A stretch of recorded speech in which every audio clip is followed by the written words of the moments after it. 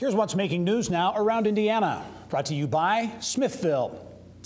President Donald Trump says he will nominate Indiana State Department of Agriculture Director Ted McKinney to be Undersecretary for Trade and Foreign Agricultural Affairs. U.S. Secretary of Ag Sonny Perdue says McKinney's background will make him a, quote, an unapologetic advocate for U.S. products in the world marketplace. McKinney became ISDA's director in 2014. Under then-Governor Mike Pence. A subsidiary of Elkhart-based Thor Industries is expanding in Elkhart County. Thor Motor Coach says the expansions in Elkhart, Wakarusa, and Bristol will result in about 400 new jobs. Michigan-based auto systems manufacturer Lear Corporation has reached an agreement with the city of Hammond to invest some $30 million into a new location. The plant will be located on a long vacant property and house about 750 workers. Lear makes seats for the Ford Explorer. An Evansville-based Deaconess Health System this week marked a construction milestone at its new orthopedic and neuroscience hospital in Newburgh. Officials placing the final steel beam for the hospital, which is part of a $135 million expansion. Well, the Children's Museum of Indianapolis, their mega sports project is really beginning to take shape. Work well underway on the $38 million plus Riley Children's Health Sports Legends Experience, the largest investment at the museum in some 40 years.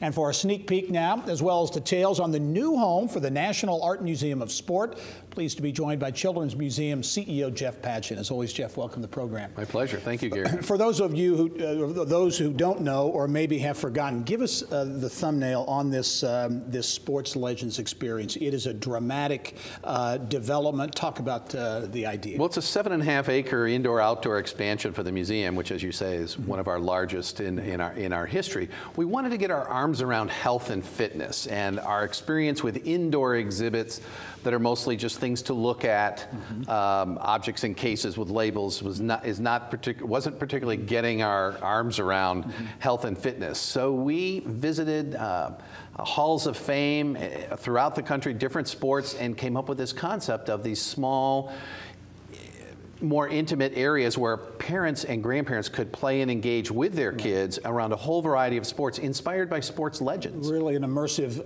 experience, and the partnerships with professional and other teams, with the Colts, the Fever, the Pacers, and on and on. This is this is a real life experience. It is, and having the teams at the table has been great because they're content experts, and having Riley Children's as our title sponsor is wonderful because they're the experts in the health and fitness with kids. Yeah. Let's talk about progress, because you're well underway now. I know you're pointing to a spring 2018 next year opening. Right. Give us an update on how things have progressed. Well, for those who walk across the skywalk on a regular basis, you can. It's almost like an exhibit in progress. So we've got the main pavilion, about 15,000 square foot. The concrete's done. The sides are going up. The golf pavilion is being built. So there's and the golf course. Yeah. Most of the holes have been poured, the concrete for the golf course. And the golf course, the great example of what this is about. This is Pete Dye inspired design, right? Right. Pete and Alice are our content partners, and he's donating these designs to the museum. And so there's a 9-hole introductory course and 2 9-hole signature courses, and each hole of the signature course is a replica of a hole he's done somewhere in the world. All putting, of course, but we're very excited. And again, costume-themed folks are going to be roaming around, so this is really going to be an immersive Sports legends will be throughout the park, and you never know who you might meet. You might meet Henry Aaron, you might meet Tamika, etc.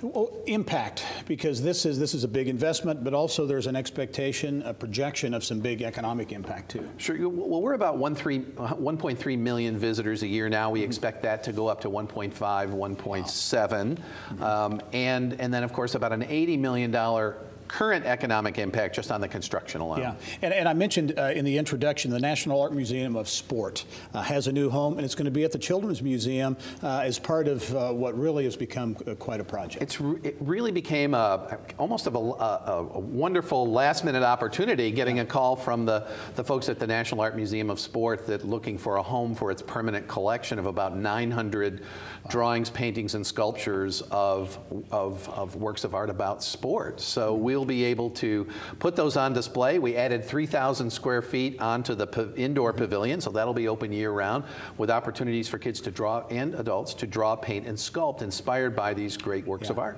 Well, and I should mention so many things going on here, but coming up in September 12th, you're going to unveil the initial, 12 legends of sports. 12 sports legends that are men, women, professional, amateur, all with some tie to Indiana. Yeah, okay, good. That will be something to see September 12th. This experience continues to take shape at the Children's Museum. Jeff Patchen, I know we'll have you on between now and then, but thanks for joining us. Thanks for all your help. All right.